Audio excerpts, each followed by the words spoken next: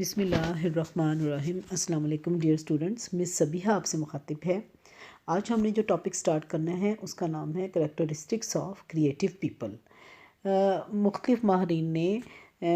سائنسدانوں، فطین لوگوں، شاعروں، مصوروں، موسیقاروں، ماہرین تعمیرات، ادیبوں اور ماہرین ریاضی پر تجربات کر کے تخلیق کاروں کی اہم خصوصیات بیان کی ہیں، اور وہ جو خصوصیات بیان کی ہیں وہ میں بھی آپ لوگوں کو بتاتی ہوں کہ وہ کون کون سی ہیں۔ یعنی کچھ ایسی خصوصیات جو کہ تخلیق کاروں کو دوسرے لوگوں سے ممتاز کرتی ہیں، وہ کون کون سی ہے۔ پہلی ہے انڈیویجول ڈفرینسز، انفرادی اختلافات، اس کو اردو میں کہیں گے۔ اور جو ہے ڈلاس اور گائر جو تھا، اس نے یہ تجربات سے ثابت کیا تھا کہ تخلیق کار افراد جو ہیں وہ اپنے رویوں، دلچسپیوں، خیالات، تصورات اور تحریک میں عام لوگوں سے یہ ڈفرینٹ ہوتے ہیں۔ ٹھیک ہے، ہر تخلیق کار کا سوچنے کا انداز الگ ہوتا ہے، اس کا بات کرنے کا انداز الگ ہوتا ہے، کس چیز سے متاثر ہوتا ہے اور کس طرح سے ہوتا ہے، یہ ساری چیزیں وہ ایک الگ انداز لیے ہوتا ہے۔ غرض یہ کہ ہر ایک کے الگ رنگ ڈھنگ ہوتے ہیں اور ان کا عام لوگوں سے خصوصیات جو ہیں وہ الگ ہوتی ہیں اور صاف الگ ہوتی ہیں۔ ٹھیک ہے، اس کے بعد ہے انٹیلیجنس، ذہانت جو ہے کہ تخلیق کار جو ہیں اس کا کیا ہے کہ ان میں ذہانت بہت زیادہ، ایک عام نقطہ نظر یہ ہے کہ تخلیق کار اعلیٰ ذہانت کے مالک ہوتے ہیں، لیکن صرف ذہانت کا ایک پہلو یعنی سنگل فیکٹر سے ہی تخلیق کار ہونے کی ضمانت نہیں دی جاتی۔ رشد کے مطابق بے شمار لوگ جو ذہین ہوتے ہیں اتنے اچھے تخلیق کار نہیں ہوتے، کیونکہ ان کے تنقیدی رویے ان کی تخلیقی صلاحیتوں پر اثر انداز ہوتے ہیں۔ وہ نئے خیالات اور نظریات پر بجا تنقید کرتے اور اپنی سوچ کے دائرہ کار کو محدود رکھتے ہیں۔ مختصراً ہم کہہ سکتے ہیں کہ عموماً یہ خیال کیا جاتا ہے کہ صرف اعلیٰ ذہین افراد تخلیق کار ہوتے ہیں، درست نہیں ہوتا۔ دوسرے عوامل بھی اہم ہیں، مثلا شخصیت کی ریجیڈیٹی جو ہے تخلیق کاری کے عمل میں سب سے بڑی رکاوٹ ہے۔ اب جو ہے ذہانت کے حوالے سے ویلنش اور جو ہے کوگن جو ہے اس نے یہ نتیجہ خاص کیا ہے، تخلیق کار وہ لوگ ہوتے ہیں جو زندگی کے عام معاملات میں تو اوسط درجے سے بہتر قابلیت کا مظاہرہ کرتے ہیں، جبکہ کسی مخصوص ہنر میں ان کی قابلیت دیکھ کر اندازہ ہو جاتا ہے کہ یہ افراد فطین لوگوں کے گروہ سے تعلق رکھتے ہیں۔ انہوں نے وضاحت کی کہ جو شخص عام زندگی میں اوسط درجے کی قابلیت کا مظاہرہ نہیں کرتا وہ کبھی تخلیق کار نہیں بن سکتا، لیکن یہ حقیقت بھی اپنی جگہ اٹل ہے کہ صرف ذہانت کے بل بوتے پر ہی تخلیق کاری نہیں کی جا سکتی، بلکہ اس کے لیے استعداد اور ہنر کا ہونا بھی ضروری ہے۔ ابھی میں نے آپ کو بتایا نا، تو یہ اس کا مطلب ہے کہ ضروری نہیں کہ ذہانت بہت ہائی لیول کی ہو، بلکہ کیا ہے کہ اس میں استعداد اور ہنر ہونا ضروری ہے۔ اس کے بعد ہے شخصی اوصاف کی مشابہت، یعنی سملیرٹی آف پرسنالٹی کریکٹرسٹکس۔ میکنن اور جو ہے گوگر، اس نے اپنی مطالعات سے بات ثابت کی کہ تمام تخلیق کار افراد کم و بیش یکساں شخصی اوصاف کے مالک ہوتے ہیں۔ یہ افراد عام طور پر غیر متوازن بھی ہوتے ہیں، غیر عدم مطابقت بھی رکھتے ہیں اور اضطرابی کیفیت کا شکار بھی رہتے ہیں۔ اس کے علاوہ جو انٹروورشن اور جو ایکسٹروورشن، کسی کام کو پہلے شروع کرنے کی صلاحیت اور ذاتی قبولیت بھی فنکاروں، سائنسدانوں کے کردار کے بنیادی اوصاف کا حصہ ہوتی ہے۔ پھر ہے پیچیدہ امور پر وقوفی ترجیحات، کوگنیٹو پریفرنس فار کمپلیکسٹی۔ جو ہے گیٹزل نے یہ بات ثابت کی کہ تخلیق کار عام اور کم مشکل مسئلے پر توجہ نہیں دیتے، یعنی یہ کیا کرتے ہیں کہ جو کم لیول کا ڈیفیکلٹی لیول جس مسئلے میں کم ہے اس میں یہ اپنا ہاتھ نہیں ڈالتے، اس پر توجہ نہیں دیتے۔ یہ کب ایکٹیو ہوتے ہیں؟ یہ تب ایکٹیو ہوتے ہیں جب ان کے سامنے صورتحال یا مسئلہ بہت مشکل ہو، پیچیدہ ہو، تب یہ اس میں دلچسپی لیتے ہیں اور ایسے کام کو منتخب کرتے ہیں جسے دوسرے نہ کر سکیں، اور پھر یہ اس پیچیدہ مسئلے کے حل کی طرف جٹ جاتے ہیں۔ تیسرا ہے independence of behaviour and attitude, اب رویوں کی خود مختاری اور کردار۔ جو ہے گریشون کا کہنا ہے کہ تخلیق کار دوسرے لوگوں کی باتیں نہیں مانتے، ٹھیک ہے، یعنی یہ دوسرے لوگوں کے کہنے کے مطابق اپنا ویوز نہیں رکھتے، بلکہ یہ اپنی دھن کے پکے ہوتے ہیں، یعنی اپنی رائے جو ان کی ہے وہ اس پہ کانسٹنٹ کرتے ہیں۔ لکیر کے فقیر نہیں ہوتے کہ جو کہ بتایا وہ اس کو اسی حوالے سے سوچا جائے، بلکہ یہ اپنی ایک رائے رکھتے ہیں، ٹھیک ہے، اور اسی پر قائم رہتے ہیں۔ دوسرے لوگوں جو بھی ان کو کنونس کرنے کی کوشش کریں تو وہ بہت جلدی کنونس نہیں ہوتے اور اپنی رائے کو اہمیت دیتے ہیں۔ گریشون نے یہ بھی ثابت کیا کہ ہر تخلیق کار کا اپنا اسلوب ہے، یعنی سٹائل آف لائف ہوتا ہے، اس کا تخیل بھی بہت زیادہ امیجنیشن مضبوط ہوتے ہیں۔ وہ دوسروں کی نقل نہیں کرتے کہ وہ دوسرے لوگ اس مسئلے کو کس طرح سے حل کر رہے ہیں۔ ایسے افراد اپنے تخیلات، امیجنیشن جو ان میں پائے جاتے ہیں، وہ اپنے جو ہے امیجنیشن کی بدولت جو ہے آزاد چھوڑتے ہیں اپنی امیجنیشن کو، اور ساتھ ہی تجربات بھی کرتے رہتے ہیں۔ یہ لوگ نہ تو دوسروں سے خوف زدہ ہوتے ہیں اور نہ ہی ان کی رائے کو بہت اہمیت دیتے ہیں، بلکہ یہ اپنی رائے اور اپنے نالج کو استعمال کرتے ہوئے کسی پیچیدہ مسئلے کو سالو کرنے کی کوشش کرتے ہیں۔ یہ خود مختاری ان کی تخلیقی صلاحیت کے لیے بہت اہم ہوتی ہے، یعنی یہ چیز پائی جاتی ہے نا کہ میری رائے ٹھیک ہے، یا جو میں سوچ رہا ہوں میں اس کو ثابت کرنے کی کوشش کروں، مسئلے کو سالو کروں، یہ ان کے لیے تخلیقی صلاحیت کے حوالے سے بہت اہم بن جاتی ہے، اور وہ پھر بغیر کسی تشویش کے خارجی مہیجات کا ادراک کرتے ہیں اور پھر ان کا اظہار بھی کر دیتے ہیں۔ کولمبس نے جب کہا، آپ کی بک میں ایگزامپل ہے بہت زبردست ہے، کہ زمین گول ہے، تو تمام دنیا اس پر ہنسی تھی، ٹھیک ہے۔ ایڈیسن نے جب آواز ریکارڈ کی تو تمام لوگوں نے اس پر تنقید کی۔ پھر رائٹ برادران، آپ کو پتہ ہے جہاز کے حوالے سے، جب انہوں نے کہا کہ آدمی فضا میں اڑ سکتا ہے تو لوگوں نے ان کی دل شکنی کی، لیکن ان تمام سائنسدانوں نے لوگوں کی مذاق کو، ان کی رویوں کو، ان کی آراء کو اب قابل توجہ نہیں سمجھا، اور اپنی دھن میں پکے رہے اور تحقیقات کرتے رہے، اور آج انہی تحقیقات کی بدولت ایڈیسن کے حوالے سے دیکھ لیں، جو ریکارڈنگ، ٹیلی فون آواز ریکارڈنگ کے حوالے سے، پھر رائٹ برادران کے حوالے سے جو بھی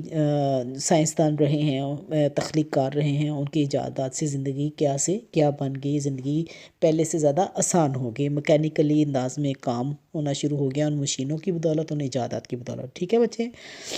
اب ہے بہت زیادہ عزت نفس کا ہونا، انہانسڈ سیلف امیج۔ یہ کیا ہے؟ کراس کیٹل اور بچر کے مطالعہ سے بات ثابت ہوتی ہے کہ تخلیق کار فطین ہونے کے ساتھ ساتھ عموماً سدائی اور احمق بھی ہوتے ہیں۔ تمام مسائل کو ہمیشہ تعمیری انداز میں حل کرتے ہیں، ان میں ذاتی تشخص بہت زیادہ پایا جاتا ہے، عزت نفس ان میں بہت زیادہ ہوتی ہے، اور وقار بھی بہت زیادہ پایا جاتا ہے۔ اس کے بعد ہے اوریجنلٹی، ان میں فطری سوچ پائی جاتی ہے، ان کی جو ہے سوچ جو ہے وہ روزمرہ مسائل کا چھوٹا فطری جواب دیتا ہے، اس کا انداز اس کے اندر یہ صلاحیت ہوتی ہے کہ کسی بھی چیز کو دیکھ کر انوکھے، دلچسپ اور عجیب و غریب عنوان پیش کریں۔ پھر اس کے بعد ہے ہر طرح کے مسائل کو سمجھنے کی صلاحیت جو ہے اس میں پائی جاتی ہے، کہ فرد جو ہے فلیکسیبلٹی اس کو انگلش میں کہیں گے، ہر طرح کی صورتحال کے مطابق اپنے آپ کو یہ ڈھالنے کی صلاحیت رکھتے ہیں، اور مسائل کو بآسانی سمجھ لیتے ہیں۔ ان کے مسائل کو سمجھنے کی صلاحیت کا پتہ چلانے کے لیے مختلف طریقے استعمال کیے جاتے ہیں۔ اب آپ کی بک میں مثلا جو ہے 9 نکات کو 4 سیدھے خطوط اس طرح ملانا کہ پینسل کسی نقطے سے دوبارہ نہ گزرے۔ پھر 351 پیج پہ بھی اس طرح سے نکات کے حوالے سے انہوں نے بیان کیا ہوا ہے، اور یہ جو ہے یہ آپ لوگ دیکھ لیجئے گا، ٹھیک ہے۔ اس کے بعد ہے انداز میں روانی، فلوئنسی جو ہے، ان کے انداز میں روانی ہوتی ہے، یعنی تخلیقی صلاحیت ایک اہم عنصر ہے، ایک تخلیق کار کی خوش بیانی بھی ہے، وہ ایک ہی مخصوص موضوع پر مختلف انداز میں اظہار خیال کر سکتا ہے، ٹھیک ہے۔ وہ یعنی ٹاپک ایک ہوتا ہے لیکن اس کو ڈیٹیل کے ساتھ مختلف پہلوؤں کا جائزہ لے کر بہت اچھی طرح سے اظہار خیال کر دیتا ہے۔ یہ خیالات مثبت بھی ہو سکتے ہیں اور منفی بھی ہو سکتے ہیں۔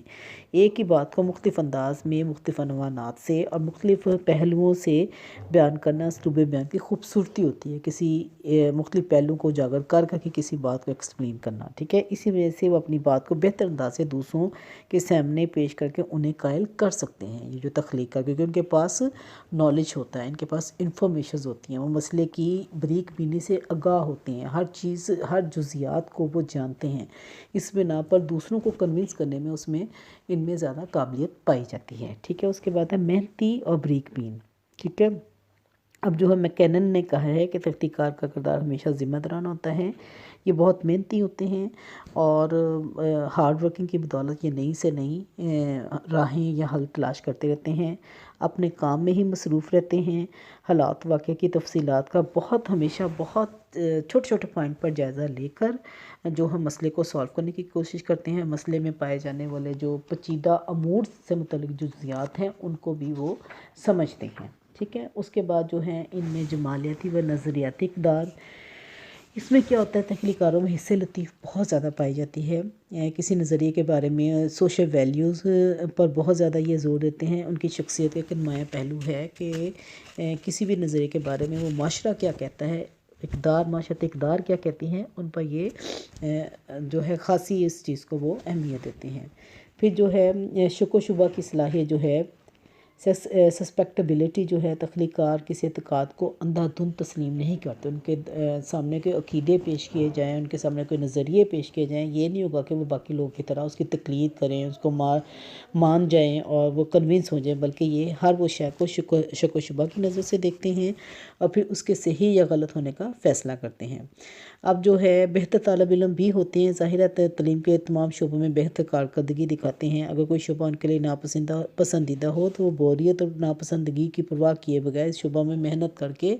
کامیابی حاصل کر لیتے ہیں اپنی محنت سے، ٹھیک ہے۔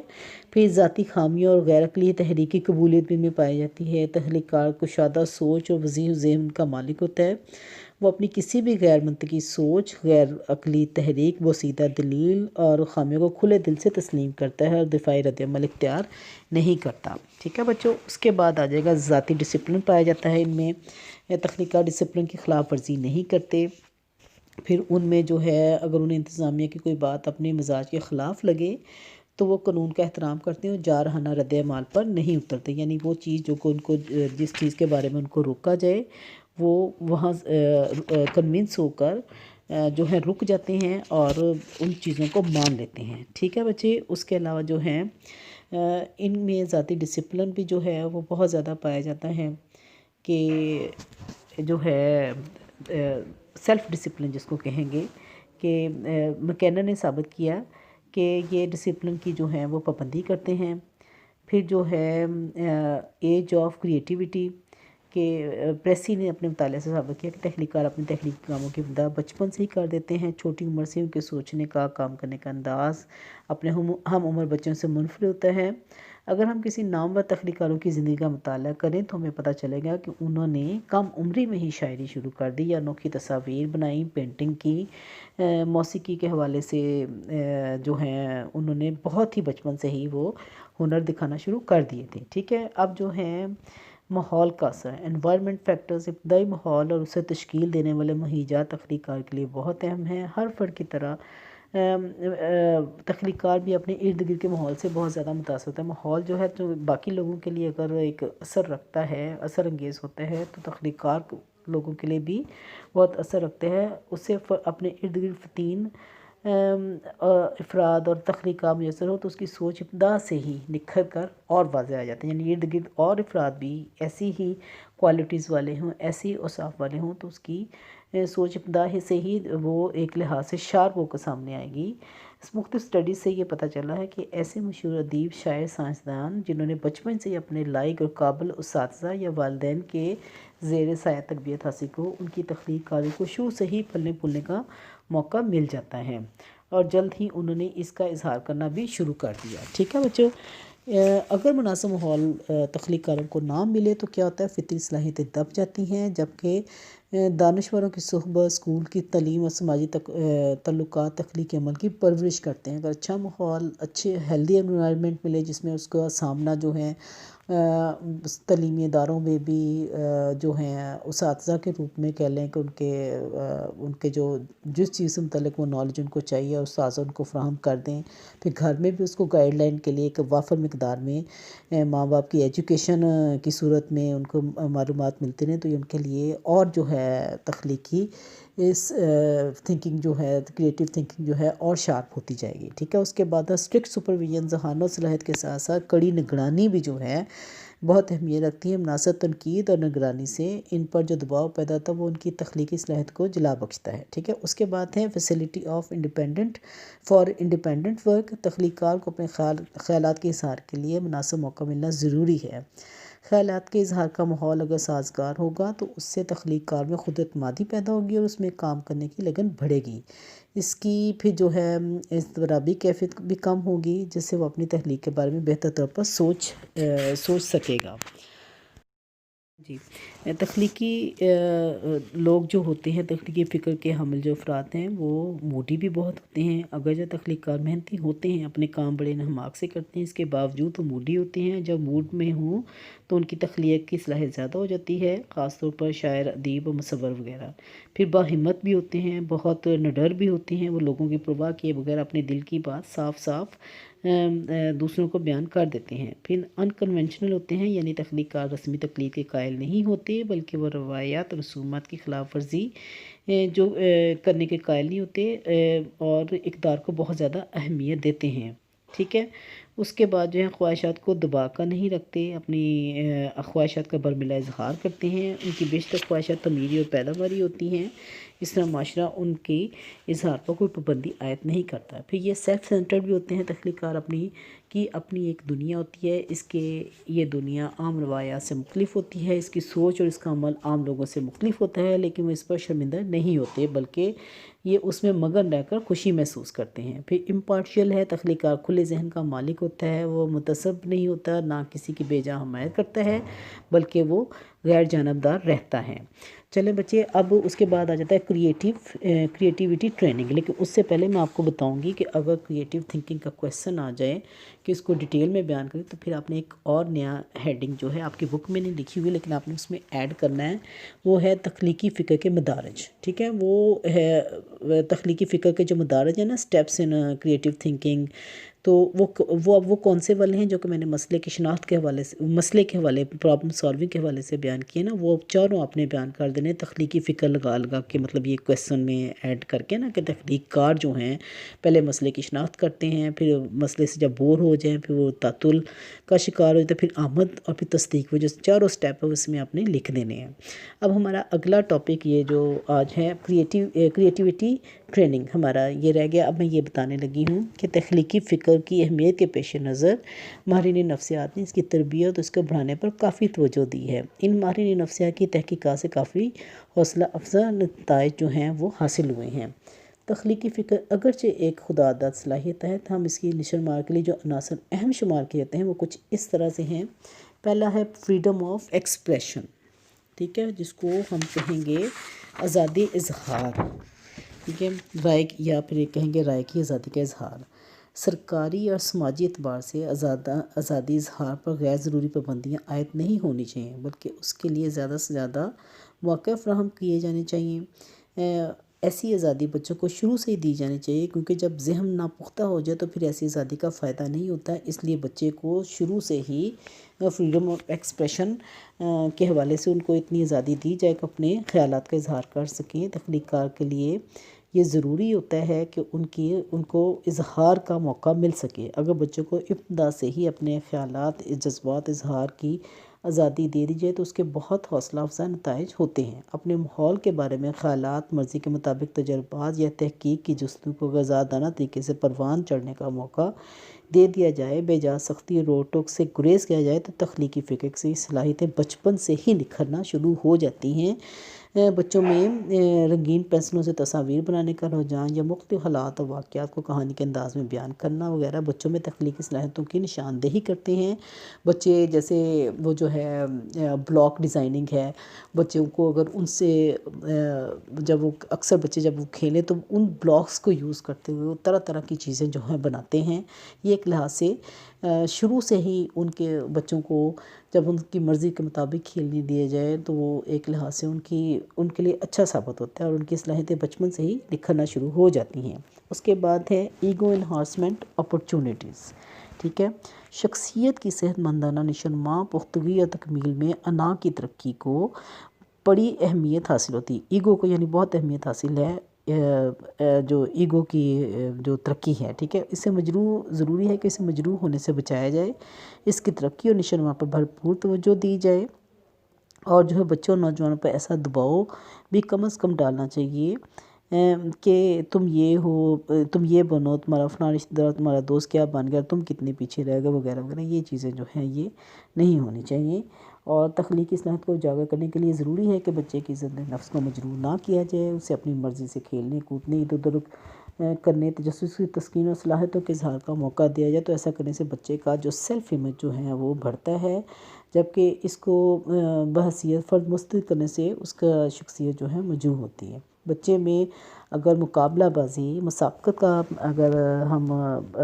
جذبہ پیدا کریں تو وہ اپنے افعال کا دوسروں سے موازنہ کرتا ہے اور ان سے آگے بڑھنے کی کوشش کرنا چاہتا ہے۔